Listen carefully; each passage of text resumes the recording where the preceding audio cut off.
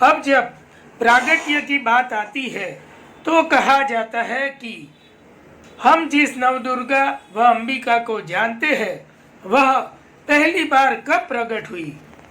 सबसे पहले तो कहा जाता है कि देवताओं के कार्य सिद्ध करने हेतु माता प्रकट हुई थी। उसे ही हम उनकी उत्पत्ति का मूल मान सकते हैं। शास्त्र कहते हैं कि यह देवी ही है कि जो सब कुछ जलमग्न रहता है वहाँ पृथ्वी भी जल में समाहित होती है। तब यही देवी पृथ्वी को वहाँ से उठा के ऊपर लाती है और उसी में प्राण फूंक देती है। शास्त्रों में एक कथा है कि यह एक नए कल्प की शुरुआत थी, तब जल में समाहित था। कहा जाता है कि उस समय जल के अलावा पूरे ब्रह्मांड में कुछ भी नहीं था। भगवान विष्णु अपने शेषनाग की सैया पर निद्राधीन थे। उनकी नाभि से एक कमल खिला हुआ था। उसी कमल में हजारों वर्षों से ब्रह्मा जी तपस्या में लीन थे। कहा जाता है कि भगवान विष्णु के कान में थोड़ा सा मैल उत्पन्न हुआ और उसी मैल से दो बहुत बड़े राक्षस पैदा हुए जिनका नाम हुआ मधु और कैटव। तो यह मधु और कैटव दोनों को हुआ कि हम तो बहुत शक्तिशाली है, हमें अपनी शक्ति का परीक्षण करना चाहिए। फिर अचानक उन्होंने ब्रह्मा जी को देखा। ब्रह्मा जी ध्यान में डूबे हुए थे, इसीलिए मधु और कैटव ने ब्रह्मा जी का तप भंग करने की कोशिश की। ब्रह्मा जी को जगाया। ब्रह्मा जी ने उसी क्षण कुछ क्षण के लिए अपनी आंखें बंद कर ली और जाना कि यह भगवान विष्णु के कर्ण के मैल से उत्पन्न हुए। तभी इन दोनों ने ब्रह्मा जी को लड़ने के लिए चुनौती दी। तभी ब्रह्मा जी ने सोचा कि अब मुझे ये लोग ने चुनौती दे दी है और मुझे लड़ना नहीं है। तब उन्होंने भगवान विष्णु को निद्रा से जगाने का प्रयास किया। जब विष्णु जी नहीं जागे तभी ब्रह्मा जी समझ गए अब इन्हें तो महामाया योग निद्रा ही जगा सकती है। इसीलिए उन्होंने महामाया योग निद्रा की स्तुति आरंभ कर दी। जब महामाया योग निद्रा पहली बार प्रकट हुई तब ब्रह्मांड नहीं बना था, सब कुछ पानी में समाहित था। वहां महामाया योग निद्रा प्रकट हुई। तब ब्रह्मा जी ने स्तुति कर कहा, हे देवी, आप योग निद्रा से विष्णु जी को मुक्त करें और उन्हें जगाइए और उसी समय उनके अंदर ऐसी बुद्धि पैदा करिए। यही महामाया योग निद्रा है जो बड़े बड़े योगी पुरुषों की बुद्धि को भी अपने वश में रखती है। और इसी महामाया को ब्रह्मा जी ने प्रार्थना की और कहा कि आप विष्णु जी को मुक्त करें और ऐसी बुद्धि उनमें उसी क्षण प्रकट कीजिए कि इन असुरों को युद्ध करके समाप्त करें।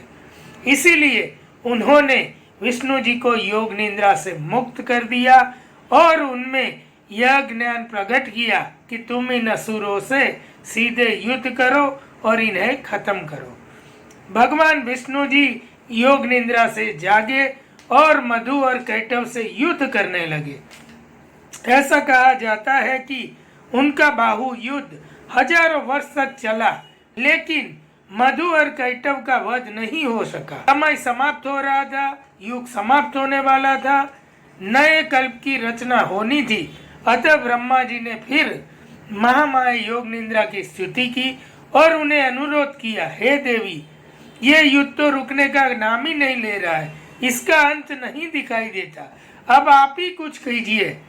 सभी की बुद्धि आपके वश में होती है, आप मधु और कैटव में ऐसी बुद्धि प्रकट कीजिए कि वह विष्णु जी के चरणों में गिर जाए और कहे कि हम आपसे प्रसन्न हैं और हम आपको वर देना चाहते हैं। जब ही माँ की कृपा से यह सब हो गया तो मधु और केटव की बुद्धि भी वैसी हो गई।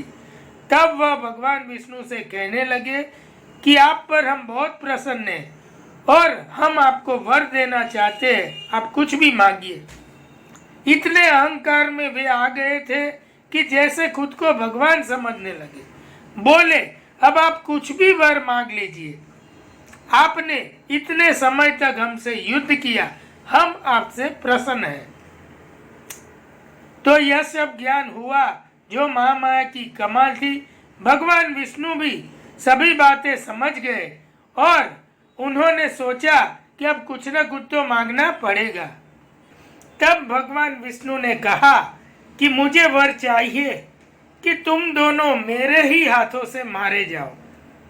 जब उन्होंने देखा कि उस जगह पर चारों तरफ जल ही जल था, तब उन्होंने सोचा अगर हमने वर दिया है तो हमें निभाना भी पड़ेगा।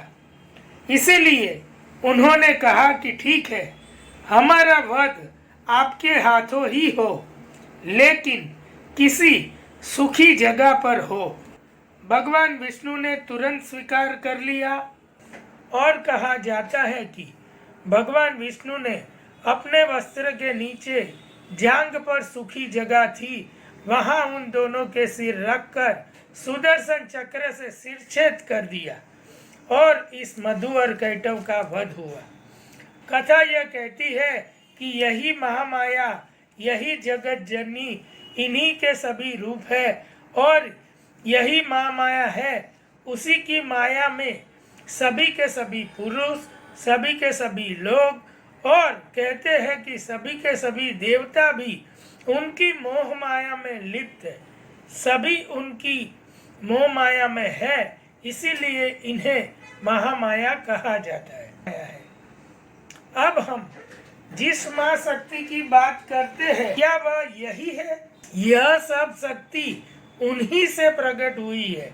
सबका मूल यह महामाया है, जिनसे ही 3 देवियां प्रकट हुई है और इसी त्रिदेवी की शक्ति से संसार में अलग अलग देवियां हैं और इसीलिए हम कहते हैं कि पहली महादेवी वह यह महामाया योग निद्रा है। अब कहा जाता है कि तब इस धरती को जल से निकालकर ऊपर लाने वाली इसी महामाया योग निद्रा ने ब्रह्मांड को रचा है।